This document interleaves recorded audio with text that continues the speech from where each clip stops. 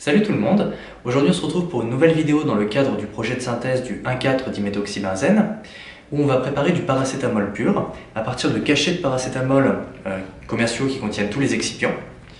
Et on se servira dans la prochaine vidéo de ce paracétamol pur pour préparer en deux étapes la para-anisidine. Alors pourquoi est-ce qu'on fait cette extraction en fait? On fait cette extraction parce que comme vous le constaterez, un cachet de paracétamol 500 ne pèse pas 500 mg. Là, on voit que ça pèse 570 mg en gros, donc on a 70 mg d'excipients par cachet de paracétamol 500. Et ces excipients, bien sûr, c'est des impuretés qu'on veut retirer pour faire de la chimie proprement sur les prochaines vidéos. Alors, quels sont ces excipients? Si on regarde l'étiquette de notre pot de paracétamol, on voit qu'il y figure une liste d'ingrédients inactifs. Ces ingrédients inactifs sont justement nos excipients, et ils se composent donc de povidone, un polymère, sodium starch glycolate, ça c'est pour un dérivé sodique de l'amidon, donc un sel organique, starch de l'amidon, stéarique acide de l'acide stéarique, donc ça c'est un acide gras. Alors pour simplifier un petit peu, on va donc dire qu'un cachet de paracétamol se compose de paracétamol, d'amidon et de composés hydrosolubles, notamment des sels organiques, des sels sodiques, on a vu. Pour isoler le paracétamol, on commencera par mettre les cachets dans de l'éthanol.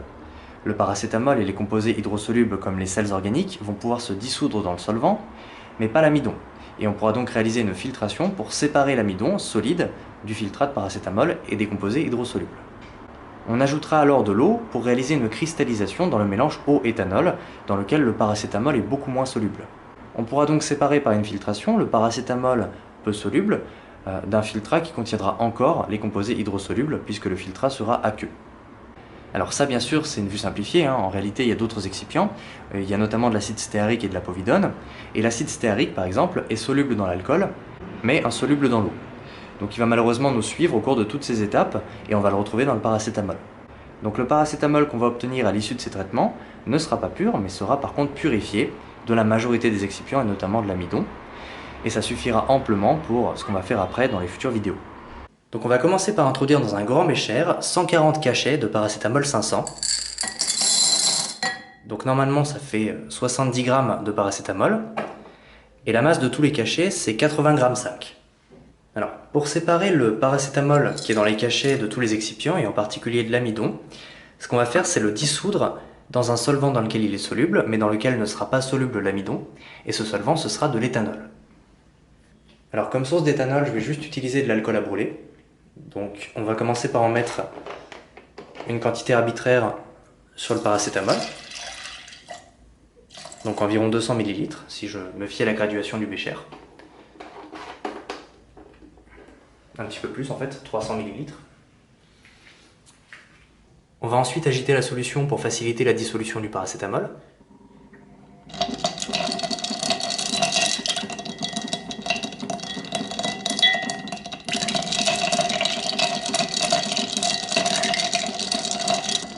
Donc ici l'idée c'est de dissoudre le principe actif, le paracétamol, dans l'éthanol, puisque le paracétamol est très soluble dans l'éthanol, mais de laisser derrière les excipients et en particulier l'amidon, l'amidon étant très peu soluble dans l'éthanol. On aura alors qu'à réaliser une filtration après dissolution du paracétamol pour récupérer la solution limpide de paracétamol, mais laisser derrière dans le filtre les excipients solides et en particulier l'amidon. À ce stade, pour limiter un petit peu les vapeurs de solvant, même si c'est que de l'éthanol, on va placer un verre de montre sur le bécher et ça limitera aussi les éclaboussures.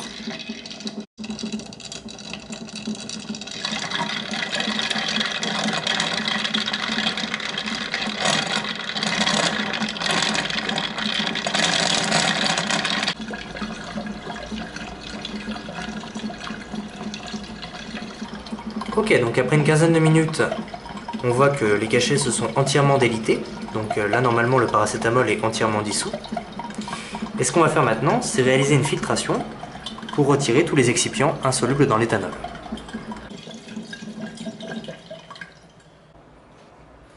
On va rincer rapidement le verre de montre avec un petit peu d'éthanol parce qu'il a été bien arrosé par toutes les éclaboussures, donc je vais utiliser une pipette d'éthanol pour ça. Ok, pour éviter de laisser du paracétamol derrière. Ok. Tant qu'à faire, on va aussi rincer les bords du bécher. Et maintenant, on va filtrer ce mélange. Pour la filtration, on va réaliser une filtration sous vide et filtrer à travers un fritté directement dans un gros ballon d'1 litre, dans lequel on pourra ensuite réaliser la cristallisation du produit.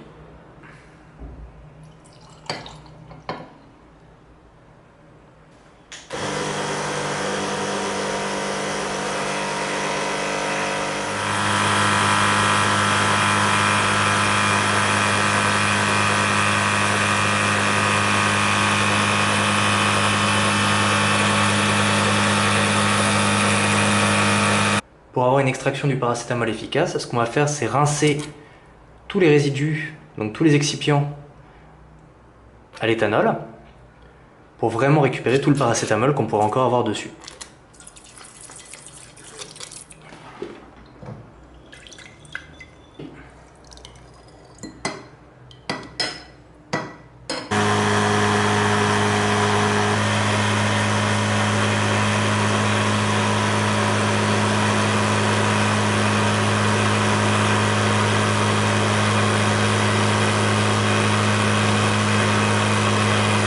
On va procéder à un dernier rinçage du bécher en rinçant bien les bords à l'éthanol.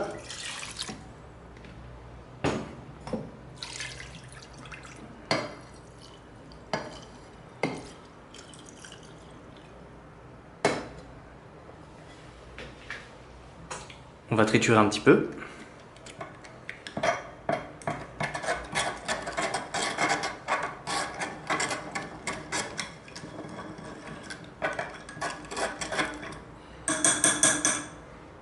Et on peut maintenant faire le vide.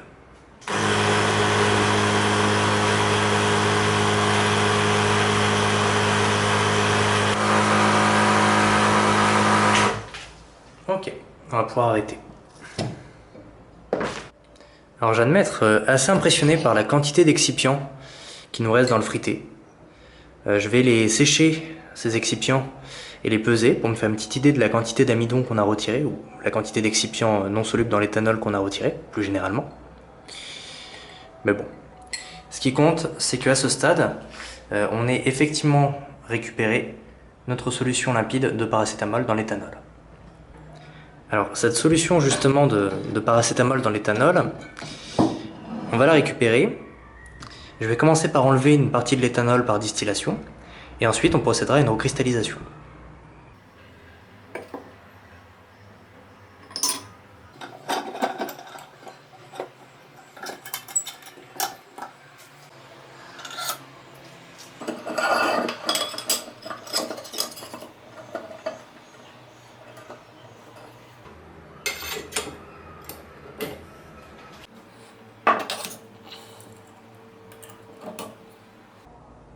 Ok, donc on est maintenant prêt à distiller l'éthanol pour le récupérer et le recycler. Et d'autre part, on va concentrer de cette façon notre solution de paracétamol, ce qui sera plus pratique pour la recristallisation qu'on va faire derrière. Donc on va chauffer à 240 degrés, 245 degrés ici, ce qui nous permettra de faire bouillir l'éthanol facilement. L'éthanol bout à 80 degrés. Et on va agiter.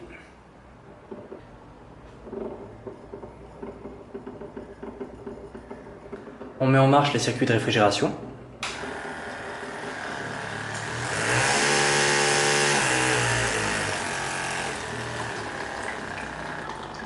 Ça y est, le mélange bout, donc la distillation a commencé. L'éthanol s'évapore et passe par le réfrigérant où il est condensé. Il arrive ensuite dans le ballon receveur ici, où il est récupéré, donc on va pouvoir recycler tout l'éthanol. À la fin, je le remettrai dans le bidon d'alcool à brûler, puisque de toute façon, l'alcool à brûler, c'est pas très pur. Et le paracétamol, qui est une espèce non volatile à cette température, reste dans le ballon. Donc la solution se concentre en paracétamol, ce qui sera pratique pour à la fin faire une recristallisation dans un système éthanol-eau et ne pas avoir trop d'éthanol. Là, la distillation approche de son terme, donc il nous reste une petite quantité d'un résidu de plus en plus visqueux qui contient tout le paracétamol. Donc on va pas aller jusqu'au bout, on va pas assécher le résidu pour isoler le paracétamol directement. On va procéder un petit peu plus subtilement en cristallisant le paracétamol depuis ce résidu, en ajoutant de l'eau et en procédant à une sorte de recristallisation. D'autre part, on a récupéré donc le gros de notre éthanol par la distillation. Donc il est globalement pur, hein, là on vient de le distiller, donc je vais pouvoir le remettre directement dans le bidon d'alcool à brûler. Donc maintenant on va reprendre ce résidu et cristalliser le paracétamol. Alors pour ça on va d'abord sortir le ballon du dispositif de distillation, mais on va laisser le chauffage allumé puisqu'on va procéder à une cristallisation par refroidissement. Donc je vais ajouter de l'eau et atteindre la limite de solubilité dans le système éthanol-eau à chaud, puis refroidir pour cristalliser le paracétamol. Ok, donc on va couper les réfrigérants, retirer le montage de distillation du ballon. Hop. Et maintenant, on va ajouter doucement de l'eau déminéralisée dans le paracétamol en solution alcoolique. Donc le but, c'est de réduire la solubilité du paracétamol, puisque le paracétamol est relativement peu soluble dans l'eau. Donc voilà, on voit que là, il commence à précipiter. Je vais en ajouter encore un petit peu et on va laisser le liquide revenir à l'ébullition pour atteindre la limite de solubilité à chaud dans ce nouveau solvant du paracétamol. Ok, donc là la majorité du trouble de paracétamol qu'on avait formé en ajoutant de l'eau au début s'est redissoute. On a réatteint l'ébullition, donc on est à solubilité maximale du paracétamol dans le liquide. Ce qu'on va faire, c'est qu'on va retirer le ballon de la plaque chauffante pour laisser la solution refroidir doucement. Et ça devrait cristalliser du coup le paracétamol qui est peu soluble dans le milieu qui est maintenant majoritairement aqueux.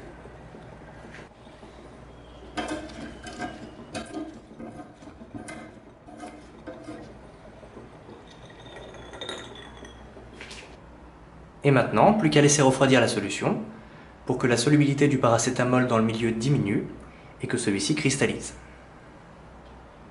Alors, avant que le mélange ne cristallise, je vais retirer le barreau aimanté pour éviter d'avoir plein de cristaux collés au barreau aimanté à la fin, ce qui peut être un petit peu pénible pour récupérer le produit. Hop. Et on va laisser la solution cristalliser doucement pour former le paracétamol. D'ailleurs, on remarque que c'est déjà le cas. On a déjà des cristaux qui sont en train de se former au fond du ballon. Donc on devrait avoir une belle cristallisation. Donc là, ça y est, le ballon est revenu à température ambiante. Alors il reste, comme vous voyez, très peu de liquide au fond du ballon. Donc là, je pense que je ne vais pas mettre ça au réfrigérateur, hein. Vu la quantité de liquide qu'il y a, ça n'a pas de sens. Ça cristalliserait que très peu de paracétamol. Et puis on va aussi comme ça limiter le risque de précipiter les impuretés qu'on a en solution. Donc je vais directement casser les cristaux et filtrer.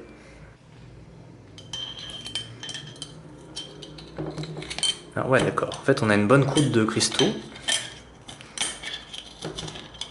Ok, donc ça va, je peux quand même la décoller.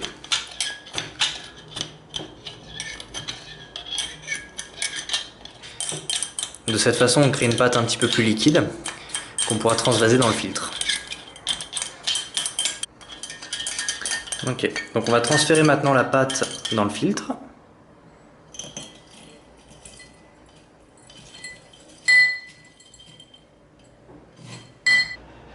Et on fait le vide.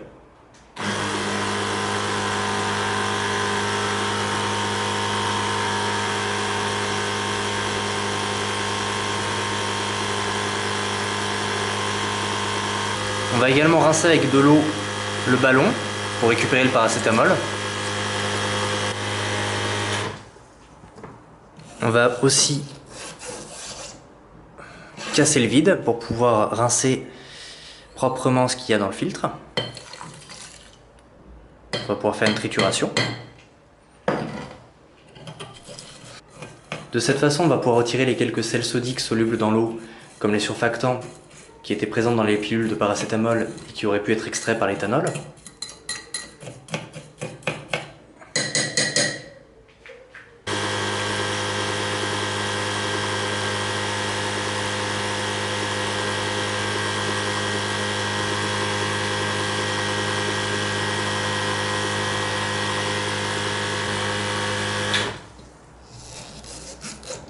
On casse le vide. Et on va venir réaliser un deuxième rinçage du ballon pour bien récupérer tout le paracétamol et bien rincer le solide dans le filtre.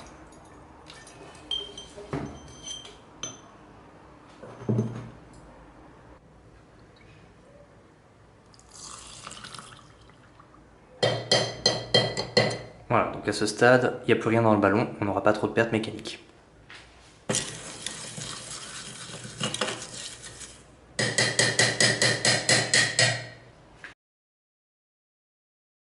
Donc là c'est fini, on va venir récupérer le frité qui contient le paracétamol et laisser derrière toutes les impuretés hydrosolubles. Voilà, plus qu'à mettre le paracétamol dans un cristallisoir pour avoir une bonne surface de séchage et on le récupérera demain sec, cristallisé et purifié.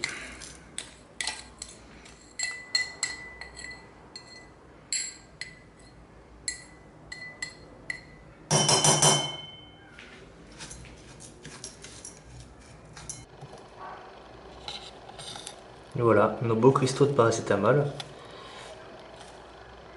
qui vont sécher pour la nuit. Pour ce qui est du filtrat, il y a sûrement encore un petit peu de paracétamol dedans, mais il y a aussi pas mal d'impuretés. On peut le voir à la couleur de toute façon, qu'il n'y a pas que du paracétamol. Et en particulier, il y a encore tous les tensioactifs et tous les sels sodiques solubles dans l'eau. Donc je pense qu'on va juste s'en débarrasser et se contenter des cristaux qui, eux, pour le coup, devraient être constitués de paracétamol assez pur. Ok, donc là le paracétamol est sec. Ça a pris un petit moment, un petit peu plus long que ce que je pensais, mais il est enfin sec. Donc ce qu'on va faire, c'est qu'on va le transférer et le peser.